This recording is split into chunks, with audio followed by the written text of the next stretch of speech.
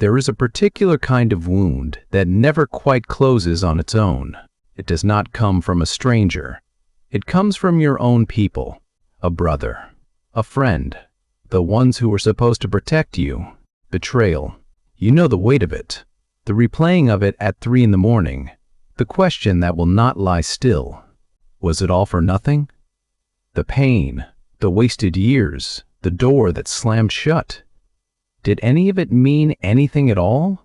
Nearly every one of us has stood at the bottom of some pit we did not dig ourselves, thrown down there by someone we loved. Almost 4,000 years ago, there was a boy who was thrown into a real one, sold by his own brothers, for the price of a common slave. And what happened to him after that is one of the most astonishing stories ever told, because the very betrayal that should have destroyed him became the road that saved thousands of lives. His name is Joseph, a favored son, a torn coat, and a God who was working in the dark the whole time. And by the end of these 20 minutes, you will hear the single sentence he speaks at the very end. One of the most staggering things anyone in the Bible ever says about pain. It may change the way you read your own story. It begins, as these things often do, with a father and a coat. There was a man named Jacob, and he had 12 sons. But he did not love them all the same. Joseph was the son of his old age, born to the wife he had loved most, and Jacob loved him more than all the others, and he did not try to hide it. So he made him a coat. You have heard it called a coat of many colors. And here is something worth knowing. The Hebrew is uncertain. It may mean a coat of many colors. It may mean a long ornamented robe with sleeves down to the wrists and ankles. Either way, the meaning is the same. This was not a working man's coat.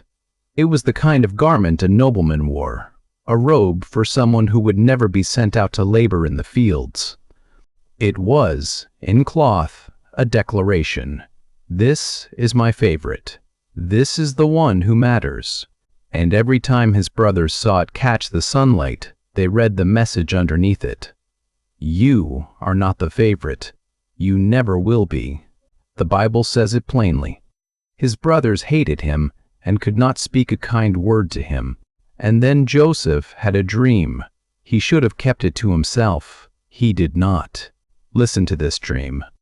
We were binding sheaves of grain out in the field, and my sheaf rose and stood upright, and your sheaves gathered around it and bowed down to mine.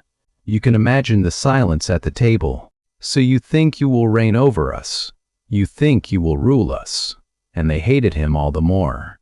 Then he had a second dream, and unbelievably, he told them that one too. This time, the sun and the moon and 11 stars were bowing down to me. Even his father was startled. What is this? Shall your mother and I and your brothers actually come and bow to the ground before you? His brothers burned with jealousy, but Jacob kept the matter in mind, because here is the thing the dreamer himself did not understand. The dreams were true, they just would not come true the way anyone in that room imagined. The road from that dinner table to that bowing was going to run straight through a pit, a prison, and 13 years of the dark. It began one ordinary day when the brothers were away grazing the flocks, and Jacob said to Joseph, "Go and see how your brothers are doing, and bring me word." So the boy in the beautiful coat set off alone to find them. They saw him coming from far off. That coat, unmistakable, shining across the fields, and before he even reached them, they plotted to kill him. Here comes the dreamer. Come, let us kill him and throw him into one of these pits. We will say a wild animal devoured him. Then we will see what becomes of his dreams. But Reuben, the eldest, could not stomach it. Let us not take his life, shed no blood. Throw him into this pit, but do not lay a hand on him. He meant to come back later, in secret, and lift the boy out and send him home. So when Joseph reached them, they seized him. And the first thing they did was strip him of the coat, right off his back. and they threw him into the pit. And the pit was empty. There was no water in it. And then, with their brother crying out from the bottom of a dry well, they sat down to eat a meal. Sit with that for a moment. They could hear him, and they ate. That is what betrayal often looks like up close. Not monsters, just ordinary people, so wrapped in their own resentment that they can eat lunch beside someone else's terror. And as they ate, they looked up and saw a caravan on the horizon. Traders, camels loaded with spices on the long road down to Egypt. And Judah had an idea. What do we gain if we kill our brother and cover up his blood? Come, let us sell him. After all, he is our brother, our own flesh. And his brothers agreed. So they lifted Joseph up out of the pit, and they sold him to the traders for 20 shekels of silver. 20 pieces of silver. The going price of a slave. That was what a brother was worth to them that day. And the caravan turned south and carried the boy away toward Egypt, and everything he had ever known dropped below the horizon behind him. Now they had a problem. What would they tell their father? So they took the beautiful coat, and they killed a goat, and they dipped the coat in the blood. And they brought it to Jacob and said, "We found this. Is it your son's coat or not?" He knew it at once. "It is my son's coat. A wild animal has devoured him. Joseph is surely torn to pieces." And Jacob tore his clothes, and put on sackcloth, and mourned many days. And all his sons and daughters tried to comfort him, but he refused to be comforted.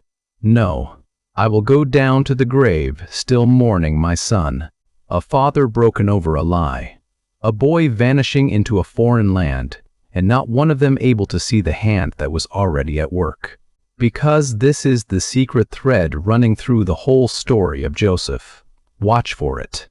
While human beings do their very worst, God is quietly, invisibly, doing something else. The brothers meant to erase him. God was sending him ahead. So follow the boy down into Egypt. He is sold again, this time to a man named Potiphar, an officer of Pharaoh, the captain of the guard, a powerful man. And here the story says something it will keep saying, like a drumbeat, through every dark chapter. The Lord was with Joseph. Not the Lord rescued him. Not the Lord got him out. The Lord was with him, right there in the house of his slavery. And Joseph, the slave, prospered. Whatever his hands touched seemed to flourish. Potiphar noticed, and he put Joseph in charge of his entire household. Everything he owned, he placed into the young man's hands, and gave no thought to anything but the food he ate. The dreamer was learning to be a servant, and he was doing it faithfully in a place no one back home would ever see. And then temptation walked in. Joseph was handsome, the text tells us, and Potiphar's wife noticed. Day after day she pressed him. "Lie with me." Day after day he refused, and listen to why. "My master has withheld nothing from me but you, because you are his wife. How then could I do this great wickedness and sin against God?" Sin against God. No one was watching. He was a slave, a nobody in a foreign country, and still he lived as though God was in the room. That is integrity. Doing right when no one is watching, and every reason says, give in. But integrity is not always rewarded. Not yet. Not on this earth. One day she caught him by his garment and would not let go. "Lie with me." And he ran. He fled the house and left the garment in her hand. Notice that. Once already a coat was stripped off him to tell a lie. Now it happens again. For she took that garment and twisted the truth inside out and accused him of the very thing he had refused to do. And Potiphar's anger burned, and he threw Joseph into prison. Think about the injustice. He did the right thing, and it cost him everything again, from the pit to Potiphar's house to a prison cell. Down and down and down. This is the moment a person stops believing goodness matters. Why stay faithful if this is what faithfulness earns? And yet, Read the very next line. But the Lord was with Joseph and showed him steadfast love. The same sentence in the prison as in the palace. God did not leave him at the door of the dungeon. God went in with him. And once again, the warden saw it and put everything in the prison under Joseph's care. Wherever this man was thrown, he bloomed, because the source of his life was not his circumstances. And it was there, at the bottom, that the next thread was quietly woven in. 2 new prisoners arrived, the royal cupbearer and the royal baker, 2 officials who had offended their king. And one morning, Joseph found them both troubled, their faces dark. "Why do you look so sad today?" "We have each had a dream," they said, "and there is no one to interpret it." Dreams again. The very thing that had gotten him thrown into a pit was about to become the key that unlocked everything. "Do not interpretations belong to God?" Joseph said. "Tell them to me." The cupbearer went first. "I saw a vine with 3 branches. It budded and blossomed and ripened, and I pressed the grapes into Pharaoh's cup and placed the cup in his hand." "The 3 branches are 3 days," Joseph told him. "In 3 days Pharaoh will lift up your head and restore you to your place. You will hand him his cup again." And then Joseph asked one small thing. "When it is well with you, remember me. Mention me to Pharaoh and get me out of this house. For I was stolen out of the land of the Hebrews, and here too I have done nothing to deserve this pit." Encouraged, the baker told his dream. "I had 3 baskets of bread on my head, and the birds were eating out of the top basket." And Joseph had to speak a far harder word. "The 3 baskets are 3 days. In 3 days Pharaoh will lift up your head, but from off your shoulders, and the birds will come." 3 days later, it was Pharaoh's birthday, and it happened exactly as Joseph had said. The cupbearer was restored, the baker was not. And here comes one of the quietest, cruelest lines in the whole story. The cupbearer did not remember Joseph. He forgot him. He walked out into the sunlight, back to his golden cup, and never gave the young Hebrew another thought. And Joseph waited. Not a day, not a week, 2 whole years. 2 more years in a cell, for a crime he never committed, forgotten by the one person who owed him everything. If you have ever done the right thing and watched it come to nothing, then you know exactly where Joseph is sitting. But heaven keeps a different calendar than we do, and the 2 years were not empty. They were an appointment, being kept in the dark. Because far above that dungeon, in the palace of the most powerful man in the world, Pharaoh had a dream. He stood by the river Nile, and out of the water came 7 cows, sleek and fat, and they grazed in the reeds. And behind them came 7 more cows, gaunt and ugly and thin, the poorest he had ever seen. And the thin cows ate the fat cows, swallowed them whole, and were just as starved as before. Pharaoh woke with a start, then slept and dreamed again. This time 7 ears of grain, plump and good, growing on a single stalk. And after them 7 ears, thin and scorched by the east wind. And the thin ears swallowed up the 7 full ones. He woke troubled to his bones. And in the morning he called for every magician and wise man in Egypt, and not one of them could tell him what it meant. And then, at last, the cupbearer remembered. "I must confess my failing today. There was a young Hebrew in the prison. He interpreted our dreams, and it happened exactly as he said."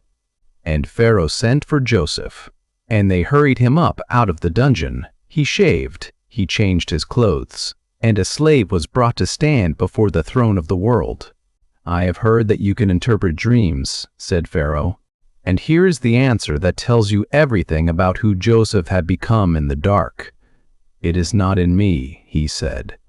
"God will give Pharaoh the answer he needs." He could have grabbed for glory.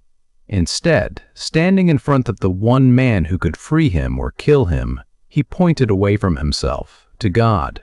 Then he listened, and God gave him the meaning. The 2 dreams are one. God is showing Pharaoh what he's about to do. The 7 good cows and the 7 good ears are 7 years. 7 years of great abundance coming to all the land of Egypt, and after them 7 years of famine. And the famine will be so severe that the years of plenty will be forgotten, as if they had never been. And then the former slave did something bold. He gave Pharaoh advice. Let Pharaoh find a wise and discerning man and set him over the land. Let him gather 1/5 of the harvest in every year of plenty and store the grain in the cities. Let it be kept in reserve against the 7 years of famine, so the land does not perish. And Pharaoh looked at this young foreigner and saw something the whole court had been missing. Can we find anyone like this man, in whom is the Spirit of God? And in a single afternoon, everything turned. Pharaoh took the signet ring from his own hand and put it on Joseph's. He clothed him in fine linen and hung a chain of gold around his neck. You shall be over my house. Only in the throne will I be greater than you. And he set him over all the land of Egypt. The slave, the prisoner, the forgotten man, made the second most powerful person in the world in the space of a morning. He was 30 years old, 13 long years since the pit, 13 years of slavery in prison and being forgotten, and not one of them wasted. Every one of them was making the man who could now save a nation. Because this is how God so often works, not by sparing you the pit, but by preparing you inside it. And just as Joseph had said, the 7 years of plenty came, and he gathered grain like the sand of the sea, so much that he stopped keeping count. And then the 7 years of plenty ended, and the famine began. And it was not only in Egypt, it lay heavy over all the earth. In every direction, the fields turned to dust, and people came from every land to Egypt, to Joseph, to buy grain, because Egypt was the only place with bread. And far to the north, in the land of Canaan, an old man named Jacob heard that there was grain in Egypt. And he said to his sons, Why do you sit here looking at one another? Go down and buy us grain, so that we may live and not die. And so 10 brothers set out on the road their little brother had traveled in chains 20 years before. Only Benjamin, the youngest, the last living son of Jacob's beloved wife, was kept safely at home. And the brothers came into Egypt, and came before the governor to beg for grain, and they bowed down to him with their faces to the ground. Stop, and let that land. 10 brothers, bowing low before an Egyptian ruler. The dream, the sheaves vowing, the very dream they had tried to murder, coming true right in front of them, and they cannot see it. But Joseph knew them at once, his own brothers, older now, worn by 20 years, and they had no idea who he was, and something in him needed to know. Were they the same men who ate while he wept in the pit, or had 20 years changed them? So he began to test them. He spoke roughly and called them spies, and they told him more than he asked. We are 12 brothers. The youngest is with our father, and one is no more. One is no more. They still carried him as a ghost. They still carried the guilt. So he set them a condition. Bring me this youngest brother and prove your words are true. And he kept one of them, Simeon, bound as a hostage. And here, unseen, the brothers began to confess to one another. Surely we are being punished because of our brother. We saw his anguish, and we would not listen. They did not know Joseph understood every word, and he turned away from them and wept. He was not a bitter man taking his revenge. He was a broken brother, aching for the family that had thrown him away. He filled their sacks with grain, and secretly he hid their silver back inside. Every man's money returned in the mouth of his sack. And they went home and told their father, and Jacob's heart broke all over again. You have bereaved me. Joseph is gone, Simeon is gone, and now you would take Benjamin. Everything is against me. He refused to let Benjamin go. But the famine did not lift, and the grain ran out. and a father has to feed his children. So at last, Judah stepped forward. The same Judah who once said, "Let us sell him. Send the boy with me. I myself will be the guarantee for him. If I do not bring him back, let me bear the blame before you forever." Something in Judah had changed. The man who once sold a brother was now willing to lay down his own life for one. So Jacob let them go with double the silver and gifts and a prayer. "May God Almighty grant you mercy. And if I am bereaved, I am bereaved." And the brothers came again to Egypt. And this time Benjamin was with them. And when Joseph saw his younger brother, his own mother's son, his heart nearly gave way.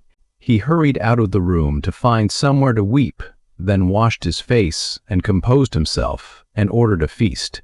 And he seated them at his table in the exact order of their birth, oldest to youngest, and they looked at one another in astonishment. How could this Egyptian possibly know? And he gave Benjamin a portion 5 times larger than the rest. One last test. Would the old jealousy flare, seeing the youngest favored? It did not. Something in these men had truly changed. But Joseph had one final test to run, and it was the sharpest of all. He filled their sacks with grain again, and into Benjamin's sack he had his own silver cup secretly hidden. At dawn they set off for home, relieved, free at last. And then hoofbeats behind them.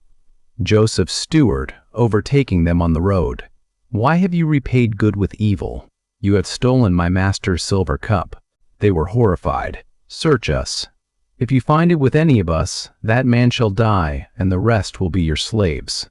And he searched, from the oldest to the youngest, and in Benjamin's sack, the cup. And the brothers tore their clothes in despair, and turned their donkeys around, and went back to face the governor. Here was the whole test laid bare. They could walk away free. All they had to do was leave Benjamin, the favored youngest son, behind in chains, exactly as they had once left Joseph. Would they do it again? And Judah stepped forward, and he gave one of the most moving speeches in all of Scripture. He told the whole story. The old father back home, the son already lost. How Benjamin was the one thing keeping their father alive.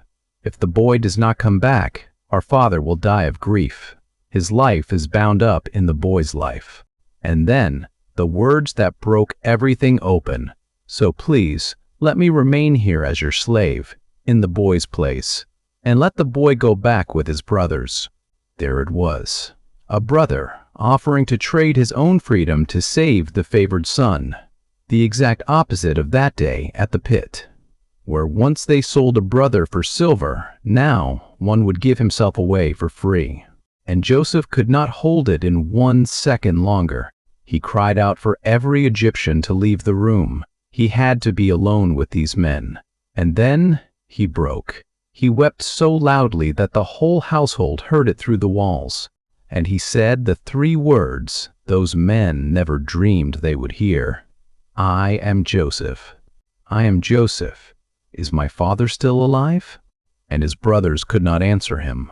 They were speechless, terrified. The brother they had sold was now the man who held their lives in his hand. And Joseph said gently, "Come close to me." And they came near, trembling. "I am your brother Joseph, the one you sold into Egypt."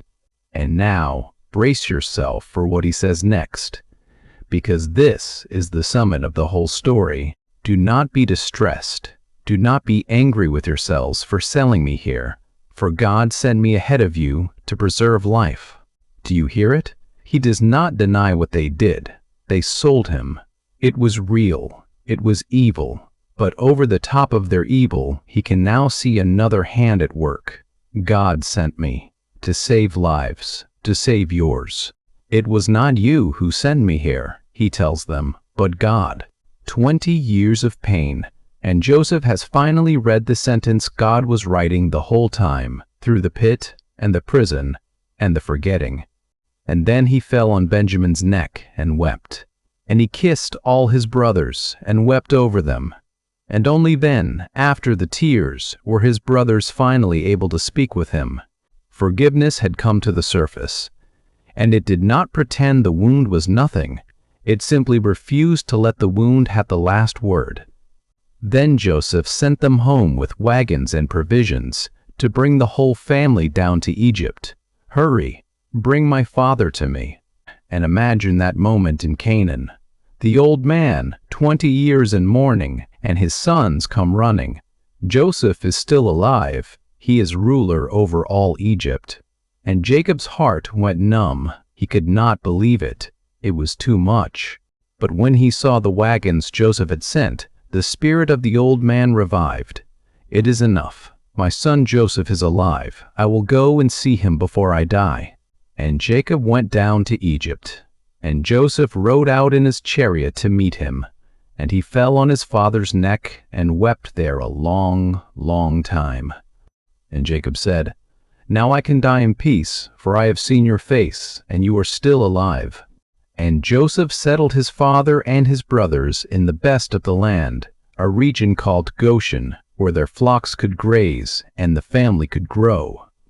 The dreamer had become the deliverer.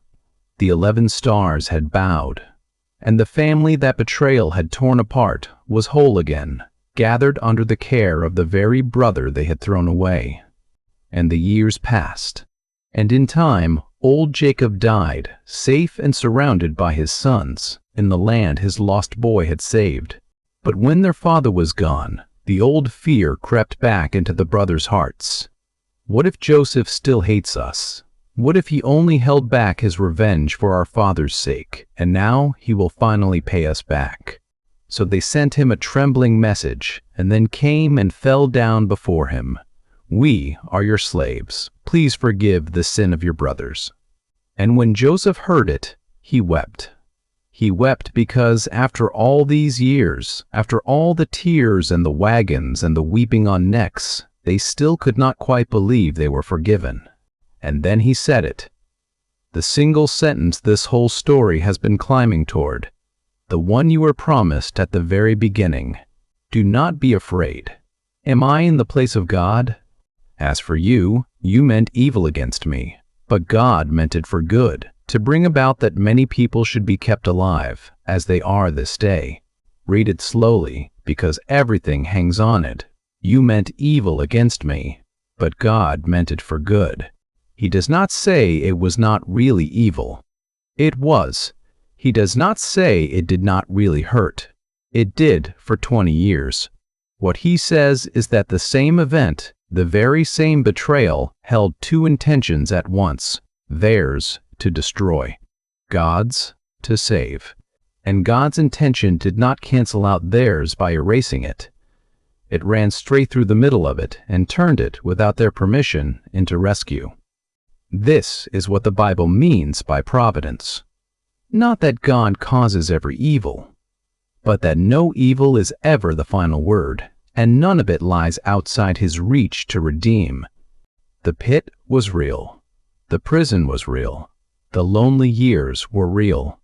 And through every one of them, unseen, God was weaving a rescue for thousands of people not yet born. And Joseph comforted his brothers, and spoke kindly to them, and promised to provide for them and their little ones. The man who had every right to revenge chose, instead, to be a shelter. Joseph lived to be 110 years old, and saw his grandchildren's children, and at the very end, dying, he gathered his family and gave them a promise. "I am about to die, but God will surely come to you and bring you up out of this land." Even at the end, the dreamer was still trusting the hand that had held him in the dark. So come back now to your own pit, the one someone else dug for you, the betrayal you are still carrying at 3 in the morning. The story of Joseph does not promise that what was done to you was not evil. It was. It does not ask you to call your wound a blessing. It never was. It promises you something harder and far better. That over the top of what they meant, a greater hand is writing something they never intended, and that no pit is deep enough to fall out of its reach.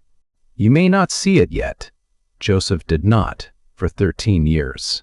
But the God who was with him in the pit, and in the prison, and in the forgetting, is the same God who is with you now. So when the old betrayal rises again, and the question with it, remember the boy in the coat, and the ruler in the linen, and the man weeping over the brothers who sold him, and remember the sentence that carried him through all of it. You meant it for evil, but God meant it for good,